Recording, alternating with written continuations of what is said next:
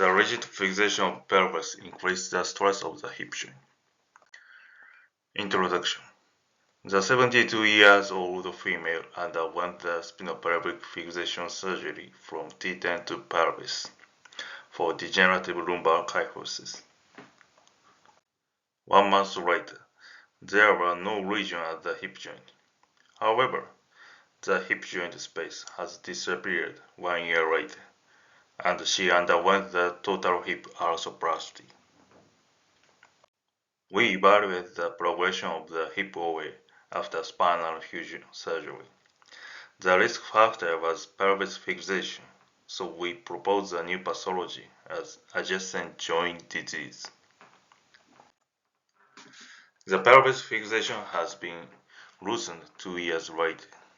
We hypothesize that the loosened pelvis fixation has less impact on the hip joint. We evaluate the progression of the hip OA 2 years later. The risk factor was pelvis fixation, and the preventable factor was loosening of the pelvis fixation.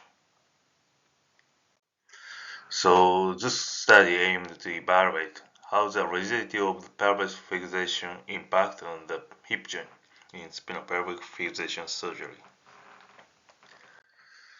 This is an intact finite element model from L4 vertebra to femur bone. The ligaments and muscles were attached as truss elements. And these are different types of fixation models. The left one is intact, L4 to S1 fixation, L4 to single S2 fixation, L4 to dual S2 fixation, and L4 to S2 with loosening of S2. The green area is showing the loosening area of S2. The 400 Newton and 10 Newton meter moment has been applied at the top of L4 vertebra.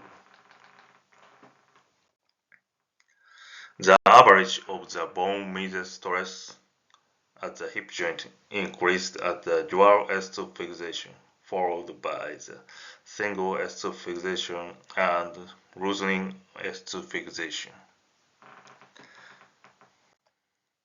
The maximum stress of the bone middle stress at the hip joint increased at the dual S2 fixation, followed by the single S2 fixation and loosening of S2 fixation. The angular motion at the hip joint also increased at the dual S2 fixation, followed by the single S2 fixation and loosening S2 fixation. This figure shows that the stress distribution of the hip joint cartilage.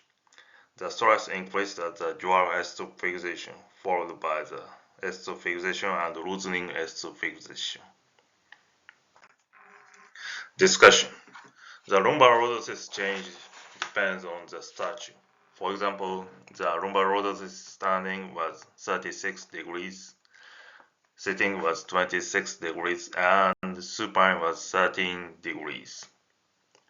However, spinopelvic fixation surgery lost the mobility of the lumbar and pelvis area. The loss of mobility has been compensated by the hip joint.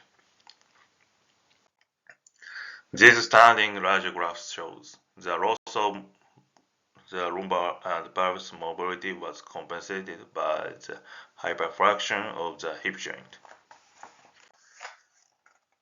Spinopelvic fixation surgery lost the spine and pelvis mobility, which was compensated by the hip joint, so increase of the mobility and the mechanical stress at the hip joint.